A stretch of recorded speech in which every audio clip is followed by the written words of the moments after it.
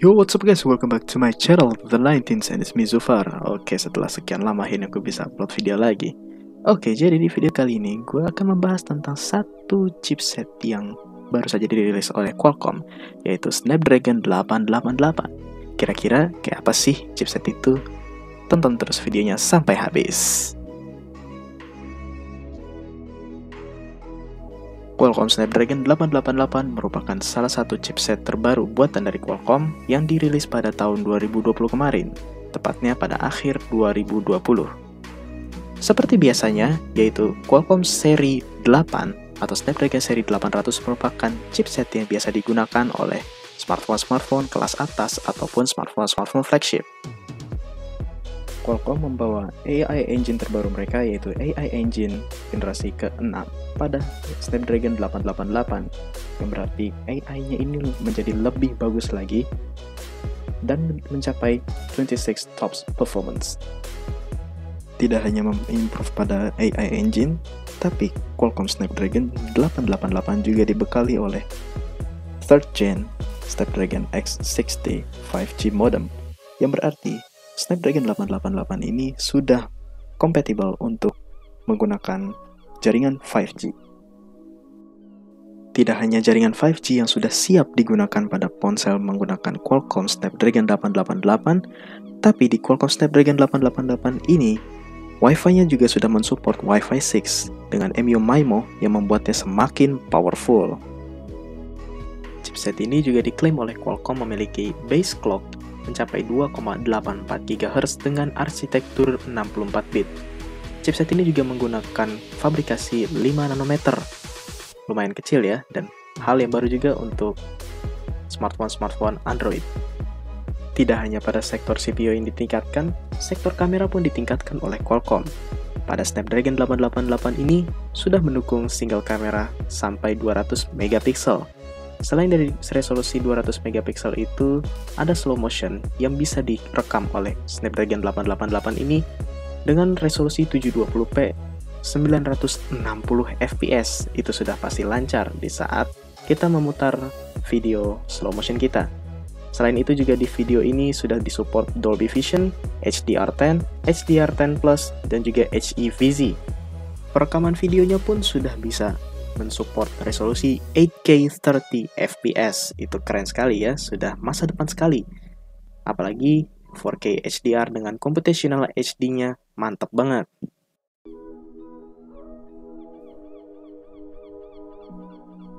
Selain itu, Qualcomm Snapdragon 888 5G ini sudah mensupport layar dengan resolusi 4K dan juga refresh rate 60Hz, ataupun dengan Quad HD Plus menggunakan resolusi 144Hz.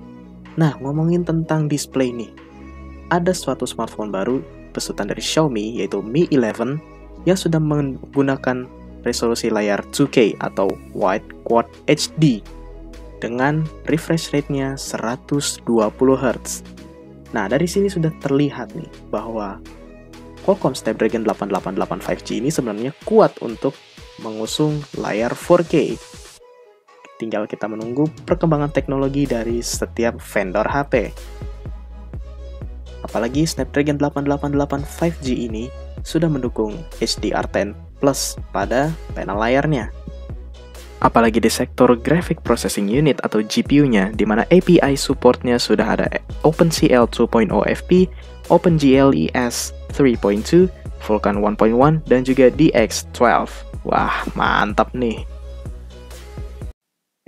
Tapi bentar dulu. Kalau nggak salah, ada beberapa laporan bahwa Qualcomm Snapdragon 888 ini bermasalah. Dilansir dari VarietyInfo.com bahwa Qualcomm Snapdragon 888 yang terdapat pada Xiaomi Mi 11 ini memiliki masalah serius, yaitu overheating. Wah, bahaya nih. Seperti seri Snapdragon 801 dulu. Jadi, di sini dikatakan bahwa di saat Xiaomi Mi 11 ini sedang dilakukan tes, smartphone ini tiba-tiba mengalami overheating atau CPU-nya memiliki suhu yang semakin meningkat dan selalu meningkat drastis dan menjadi sangat panas, bahkan di saat dipegang pun rasanya sangat panas. Kemungkinan cooler dari Xiaomi Mi 11 ini kurang optimal dalam menghadapi performa dari Qualcomm Snapdragon 888 ini yang terlalu kuat.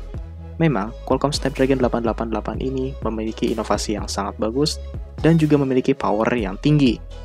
Sehingga mungkin saja cooling system dari Xiaomi Mi 11 ini masih kurang optimal dan masih bisa dikalahkan oleh performanya Snapdragon 888 5G ini. Masalah lain yang ditimbulkan dari CPU heating ini atau overheat yaitu kameranya. Kameranya tiba-tiba crash, lalu freeze dan menutup sendiri di saat sedang melakukan fotografi atau foto-foto. Ini merupakan masalah yang sangat serius, mengingat bahwa Qualcomm Snapdragon 888 5G ini merupakan salah satu chipset yang sangat kuat untuk Android dan bisa memiliki prospek yang sangat panjang. Namun, permasalahan overheating seperti ini tidak ditemukan pada smartphone lain yang menggunakan chipset Qualcomm Snapdragon 888 5G, yaitu smartphone Samsung Galaxy S21 Ultra. Salah satu tech reviewer di YouTube yaitu Frankie Tech melakukan perbandingan antara Samsung Galaxy S21 Ultra versi Snapdragon 888 5G dan juga Xiaomi Mi 11. Nah, di sini dia melakukan throttle test, di mana dia menggunakan aplikasi Antutu Benchmark untuk melakukan stress test atau throttle test.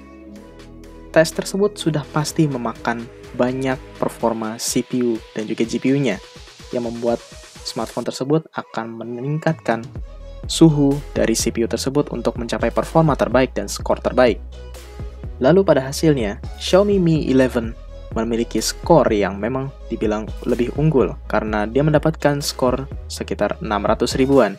Sementara skor dari Samsung Galaxy S21 Ultra ini masih berada di kisaran 580 sampai 590 ribuan. Ya, memang performanya terlihat bahwa Xiaomi Mi 11 ini lebih powerful. Namun, masalah yang ditemukan adalah Xiaomi Mi 11 ini lagi-lagi meningkatkan suhu CPU-nya terlalu tinggi untuk mencapai performa terbaiknya. Namun, cooling sistemnya tidak bisa mereduksi suhu dari CPU tersebut. Berbeda dengan Samsung Galaxy S21 Ultra, di mana dia selalu mendapatkan skor di bawah 600.000 atau di bawahnya Xiaomi Mi 11. Namun, dia memiliki suhu yang lebih stabil atau lebih dingin dibanding Xiaomi Mi 11. Apalagi suhu dari Samsung Galaxy S21 Ultra ini masih berada di kisaran 40 hingga 44 derajat atau 45 derajat Celcius.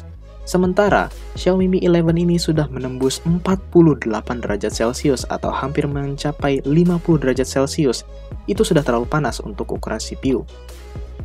Dari tes yang dilakukan tersebut, bisa diketahui bahwa sebenarnya Qualcomm Snapdragon 888 5G ini memang benar-benar kuat. Namun, bukan berarti Qualcomm Snapdragon 888 5G ini memiliki suhu yang panas atau tidak bisa mengontrol panasnya.